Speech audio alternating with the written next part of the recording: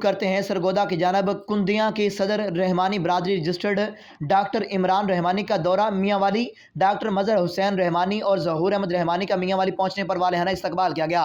सदर रहमानी बरादरी registered Pakistan doctor Imran Rahmani का दौरा मियांवाली, डॉक्टर मजहर हुसैन रहमानी और जहूर अहमद रहमानी ने इनका मियांवाली में अपनी बरादरी के हमरा वालेहाना इस्तकबाल किया। इस मौके पर रावलपिंडी रहमानी बरादरी के सदर साईं कैसर शहजाद और माजिद रहमानी भी साथ मौजूद थे। इस मौके पर खिताब करते हुए सदर रहमानी बरादरी पाकिस्तान डॉक्टर इमरान रहमानी ने कहा है कि पूरे पाकिस्तान में रहमानी बरादरी अपनी तंजीम को मजबूत कर रही है। उन्हें मुतफिका तौर पर ज़िलाई तंजीम के लिए डॉक्टर मजहर हुसैन रहमानी और जहूर रहमानी को ज़िलाई तंजीम की बॉडी का टास्क दिया है। इस मौका पर डॉक्टर मजहर हुसैन और जहूर रहमानी ने मेहमानों का शुक्रिया अदा किया और यकीन दिलाया कि जल्द अज जल्द ज़िलाई तंजीम को फाल बना के इनके नोटिफिकेशन की सिफारिश करेंगे। इस मौका पर रहमानी बरादरी की कसी तादाद ने शिरकत की। MD news Sargodha.